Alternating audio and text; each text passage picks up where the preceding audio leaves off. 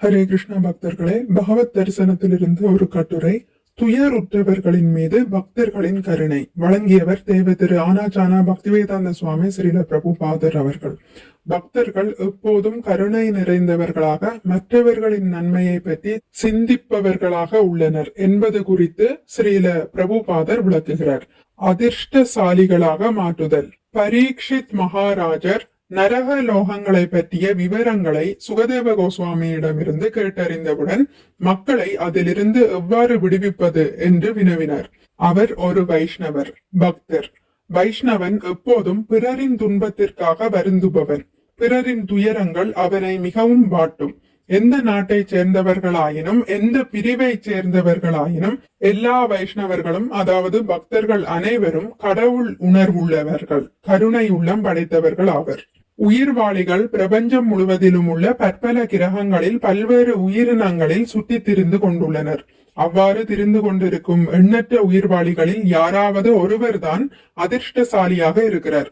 அதிர்ஷ்டசாலியாக இருப்பவர் மட்டுமே கிருஷ்ண உணர்வில் ஈடுபடுவார். கிருஷ்ண உணர்வு தாராளமாக வழங்கப்பட்டாலும் மக்கள் ஏன் அதை பயன்படுத்திக் கொள்வதில்லை? ஏனெனில் அவர்கள் அதிர்ஷ்டமற்றவர்கள். வீடு வீடாக சென்று அதிர்ஷ்டமற்றவர்களை அதிர்ஷ்டசாலிகளாக்குவது ஒவ்வொரு வைஷ்ணவனின் கடமை.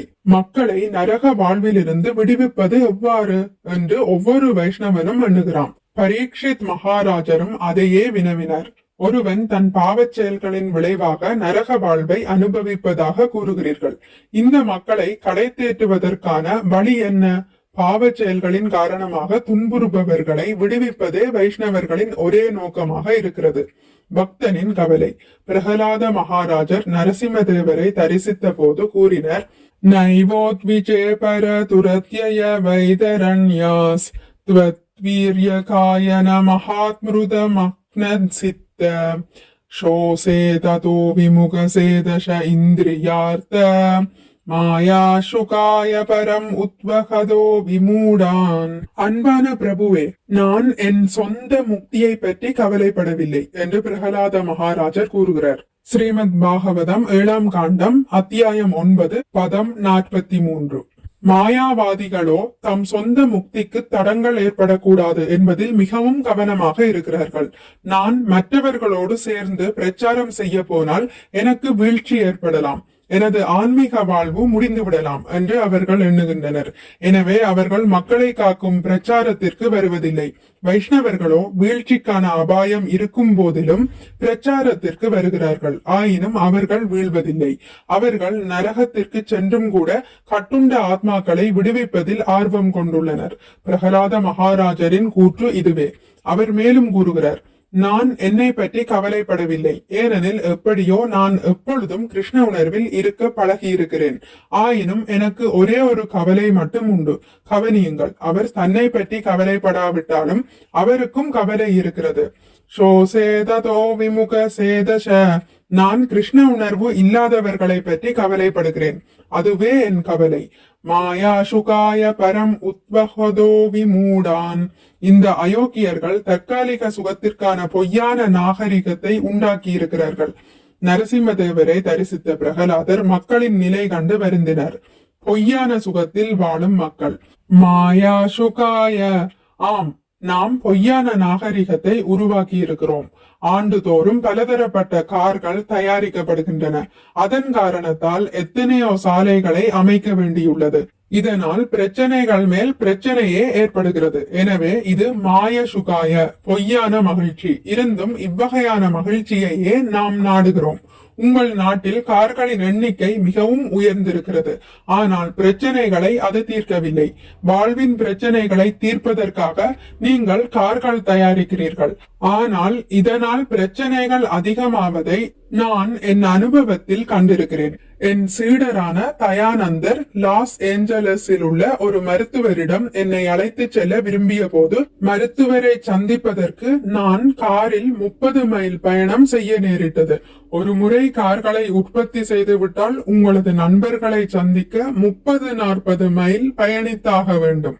நியூயார்க்கில் இருந்து போஸ்டனுக்கு 1 மணி நேரத்தில் பறந்து செல்லலாம். ஆனால் விமான நிலையத்திற்கு செல்ல அதைவிட அதிக நேரம் பிடிக்கிறது. இப்படிப்பட்ட நிலையே மாய சுகாய எனப்படும். நாம் வசதியான சூழ்நிலையை உருவாக்க முயல்கிறோம், ஆனால் அதன் விளைவாக மற்றோர் அசௌகரியமான நிலை ஏற்படுகிறது. இதுவே பௌதிக உலகின் நியதி. கடவுளும் இயற்கையும் வழங்கியுள்ள இயற்கையான வசதிகளோடு நாம் திருப்தி அடையாமல் செயற்கையான வசதிகளை விரும்புகிறோம். இதை பெரும்பாலான மக்கள் உணர்வதில்லை. வசதியான சூழ்நிலையை உண்டாக்குவதாக எண்ணிக்கொண்டு வாழ்விற்கான ஊதியத்தை தேடி அலுவலகத்திற்கு செல்ல 50 மைல், அங்கிருந்து வீடு திரும்புவதற்கு மீண்டும் 50 மைல் என பயணம் மேற்கொள்கின்றனர்.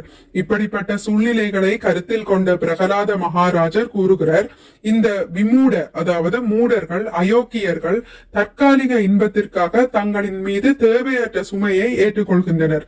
பிரகலாதரோ எப்போதும் கிருஷ்ண உணர்வில் இருக்கும் கலையை நான் கற்றுக்கொண்டிருக்கிறேன் என்று கூறுகிறார். அது என்ன கலை? காயன மகாமிருத மக்ன சித்த, பகவானின் வெற்றிகரமான வீர செயல்கள் மற்றும் லீலைகளின் புகழை பாடுவதே அந்த கலையாகும். பிரகலாத மகாராஜர் கூறுகிறார், நான் எங்கு சென்றாலும் உமது வீர செயல்களின் புகழை பாடி பாதுகாப்பாக இருப்பேன் என்ற உறுதி எனக்கு உண்டு. நான் வீழ்ச்சி அடைவது சாத்தியமல்ல.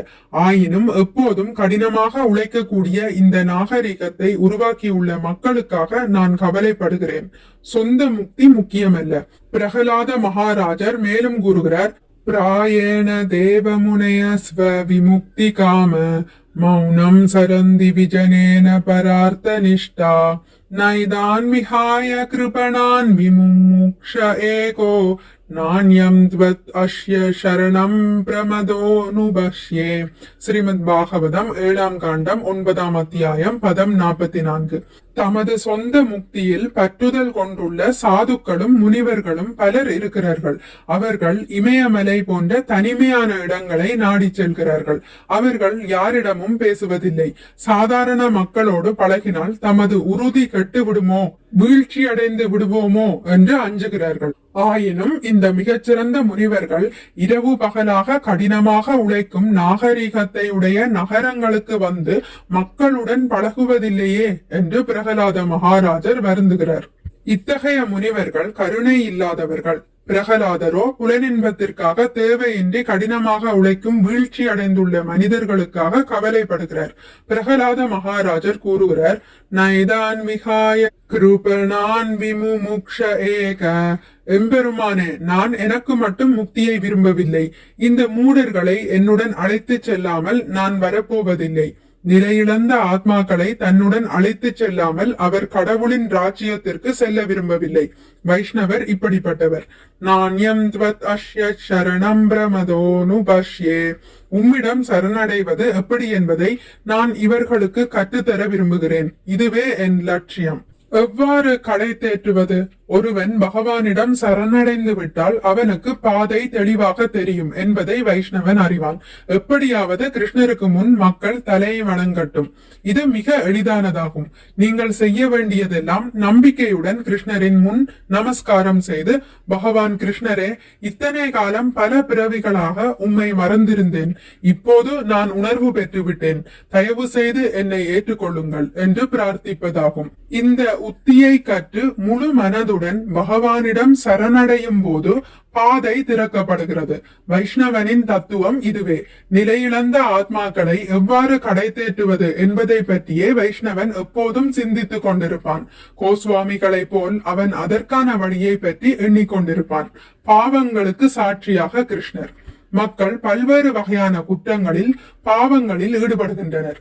மனதால், வார்த்தையால், செயலால் என எவ்வாறு செய்யப்பட்டாலும் பாவம் பாவமாகவே கருதப்படுகிறது. இத்தகைய பாவச் செயல்களுக்கு தண்டனையாக ஒருவன் துன்புற்றே ஆக வேண்டும்.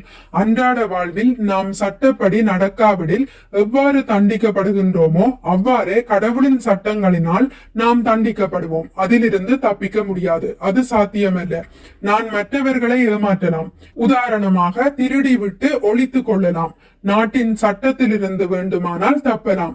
ஆனால் உயர்நிலை சட்டமாகிய இயற்கையின் சட்டத்திலிருந்து தப்ப முடியாது. எத்தனையோ சாட்சிகள் உள்ளன. பகலில் சூரிய ஒளி, இரவில் நிலவொளி, இவையெல்லாம் சாட்சிகள். எல்லாவற்றிற்கும் மேலான சாட்சி ஸ்ரீ கிருஷ்ணர். அவர் உங்களின் இதயத்தில் வீற்றுள்ளார். நீங்கள் என்ன நினைக்கிறீர்கள், என்ன செய்கிறீர்கள் என்பதை அவர் கவனித்துக் கொண்டிருக்கிறார். அவர் உங்களுக்கு எல்லா வசதியும் செய்து தருகிறார். புலன்களை திருப்திப்படுத்த நீங்கள் ஏதேனும் செய்ய விரும்பினால் அதற்கான வசதியை கிருஷ்ணர் ஏற்படுத்தி தருகிறார். இது பகவத்கீதையில் கூறப்பட்டுள்ளது.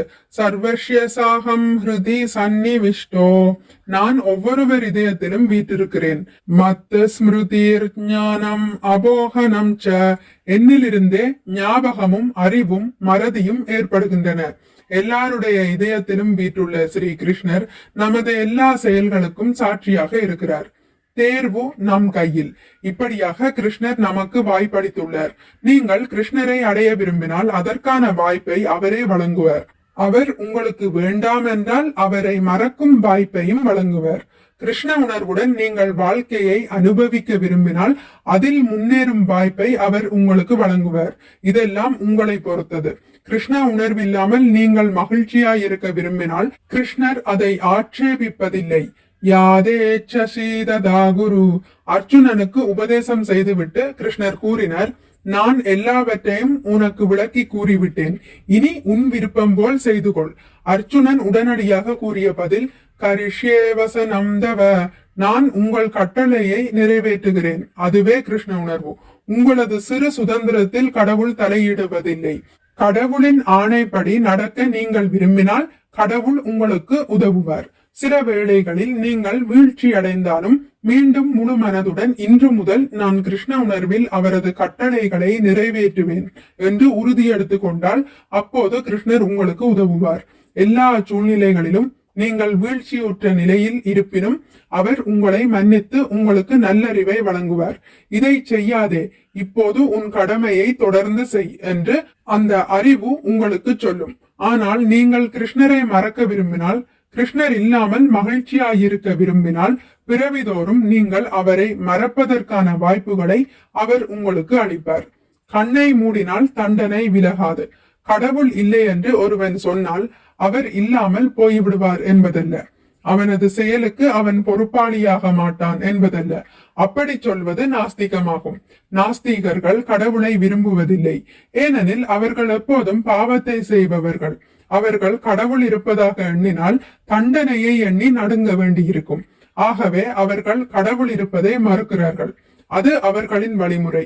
கடவுளை ஒப்புக்கொள்ளாவிட்டால் தண்டனை இல்லை என்றும் எதுவும் செய்யலாம் என்றும் அவர்கள் நினைக்கிறார்கள். முயலை பெரிய மிருகம் தாக்கும் போது நான் கொல்லப்பட மாட்டேன் என்று முயல் கண்ணை மூடிக்கொண்டு எண்ணுகிறது. ஆயினும் அது கொல்லப்படுகிறது. அதுபோல கடவுளையும் அவரின் நியதியையும் நாம் மறுக்கலாம். ஆனால் கடவுளும் அவரின் சட்டங்களும் இருக்கவே செய்கின்றன. அரசின் சட்டத்தை நான் கண்டுகொள்வதில்லை என்று நீங்கள் மறுத்தால் சிறையில் அடைபட்டு துன்புறுவீர்கள். அதுபோலவே முட்டாள்தனமாக கடவுள் இல்லை அல்லது நானே கடவுள் என்று நீங்கள் கூறலாம். ஆனால் உங்கள் நடத்தைக்கு அது நன்னடத்தை ஆனாலும் தீய நடத்தையானாலும் நீங்களே பொறுப்பு. மரணத்திற்கு பின் என்ன நேரிடுகிறது என்பதை கற்பிக்கும் கல்வி திட்டம் இல்லாதது இன்றைய நாகரிகத்தின் குறைபாடாகும். ஏனெனில் மரணத்திற்கு பின் என்ன நேரிடுகிறது என்பதை அறியாமல் மரணம் அடைபவன் ஒரு மிருகத்தை போல் மடிகிறான். மரணத்திற்கு பின் வேறு உடலை பெற இருப்பதை மிருகம் அறியாது. அதற்கு அந்த அறிவில்லை. ஒவ்வொரு கணமும் நாம் அனைவரும் உடலை மாற்றிக் கொண்டிருக்கிறோம். உடலை மாற்றுவதன் இறுதி நிலையே மரணம் எனப்படுகிறது. ஆயினும் கிருஷ்ணர் கூறுகிறார், எனது தோற்றம், மறைவு மற்றும் செயல்களின் உன்னதமான தெய்வீக தன்மையை எவனொருவன் மேலெழுந்த வாரியாக அல்லாமல் தத்துவ பூர்வமாக அறிகிறானோ அவன் இந்த உடலை விட்டபின் மீண்டும் இப்பௌதீக உலகில் பிறவி எடுப்பதில்லை. பகவத்கீதை 4.9. அப்படிப்பட்டவனுக்கு என்ன நேர்கிறது? அவன் கிருஷ்ணரிடம் திரும்பி செல்கிறான்.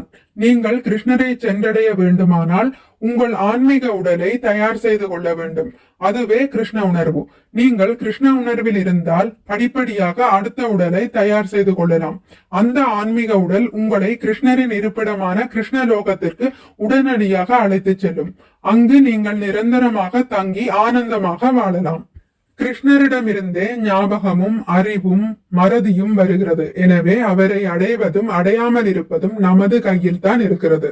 மிக்க நன்றி. ஹரே கிருஷ்ணா. உங்களுக்கு இந்த வீடியோ பிடித்திருந்தால் லைக் பண்ணுங்கள், ஷேர் பண்ணுங்கள், சப்ஸ்கிரைப் பண்ணுங்கள். நோட்டிபிகேஷன் பெல்லை அழுத்துவதன் மூலம் அடுத்த பதிவுகள் உங்களை வந்தடையும். பகவான் ஸ்ரீ கிருஷ்ணரை பற்றி கேட்டு மகிழ்வோம். ஹரே கிருஷ்ணா.